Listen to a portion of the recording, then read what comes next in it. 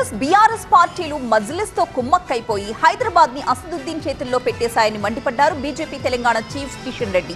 మీకు మేము మాకు మీరు అన్నట్టుగా కాంగ్రెస్ బీఆర్ఎస్ ఎంఐఎం కలిసిపోయాయి అన్నారు ఆయన. ఈ మూడు పార్టీలకు బుద్ధి చెప్పాల్సిన అవసరం ఉంది అంటోంది తెలంగాణ బీజేపీ. హైదరాబాద్ స్థానిక సంస్థల ఎన్నికల్లో ఓట్లు ఉన్నప్పటికీ కాంగ్రెస్ బీఆర్ఎస్ పోటీ చేయడం లేదు. హైదరాబాద్ ను ఎంఐఎం చేతిలో పెట్టాయంటూ బీజేపీ ఆగ్రహం వ్యక్తం చేస్తుంది. ఓట్ల కోసం ఆ మూడు పార్టీలు లాలూచి పడి రాజకీయాలు చేస్తున్నాయి. ఎంఐఎం ను ఎదుర్కొనే శక్తి తమకే ఉందంటోంది బీజేపీ. ఈరోజు Congress party, BRS party, Majlis party ఏంటంటే మేము మీ కోటేస్తాము, మీరు మా కోటేయండి, మీరు మమ్మల్ని గెలిపించే విధంగా ఎత్తుగడలు చేయండి, మిమ్మల్ని గెలిపించే విధంగా ఎత్తుగడ చేస్తాము, ఇద్దరం కలిసి తెలంగాణను మించేటువంటి ఎత్తుగడ చేద్దాం. ఈ మూడు పార్టీల ప్రయత్నం. మజ్లిస్ కు బీఆర్ఎస్ కాంగ్రెస్ సలాం కొడుతున్నాయి. మజ్లిస్ పార్టీ అంటే ఆ రెండు పార్టీలకు వెన్నులో వణుకు పుడుతోందని కేంద్ర మంత్రి కిషన్ రెడ్డి ఆగ్రహం వ్యక్తం చేశారు. రజాకర్ల వారసులను గెలిపిస్తారో ఓడిస్తారో కార్పొరేటర్లు తేల్చుకోవాలన్నారు. హైదరాబాద్ ను రక్షించుకోవడానికి అందరూ కలిసి రావాలని పిలుపునిచ్చారు కిషన్ రెడ్డి. మజ్లిస్ పార్టీ అంటే వెన్నులో వణుకు పుడుతుంది ఈ పార్టీలో.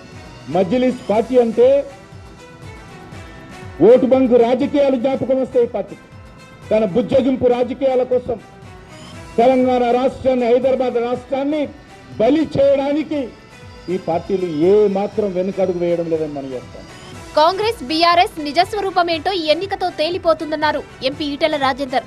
దేశ అభివృద్ధిని కోరుకుంటారా లేక విచ్ఛిన్నాన్ని కోరుకుంటారా? విచక్షణతో ఓటు వేయాలన్నారు ఎంపీ ఈటెల. కాంగ్రెస్ పార్టీ కానీ ఇటు బీఆర్ఎస్ పార్టీ రెండింటికి ముఖం లేదు. ఎవరు చెప్పాలి, ఎవరికి ఓటు వేయబోతున్నారు, మీరు ఎవరి వైపు ఉంటా ఉన్నారు చెప్పాల్సి వస్తుంది. డెఫినెట్గా ఇవాళ మరొకసారి హైదరాబాద్ ప్రజానికానికి, తెలంగాణ ప్రజానికానికి వీళ్ళ దొంకదాడు పద్ధతులు, వీళ్ళ చింకటి ఒప్పందాలు, వీళ్ళ నీచమైన ఆకృత్యాలు తప్పకుండా దీంతో అర్థమయ్యే ఆస్కారం ఉంది. కాబట్టి హైదరాబాద్ స్థానిక సంస్థల ఎమ్మెల్సీ ఎన్నికల్లో అనుసరించాల్సిన వ్యూహంపై నేతలతో బీజేపీ చర్చించింది. ఓటు ఎలా వేయాలో కార్పొరేటర్లకు డెమో చూపించారు. కార్పొరేటర్లతో పాటు ముగ్గురు ఎంపీలు డెమో ఓట్లు వేశారు.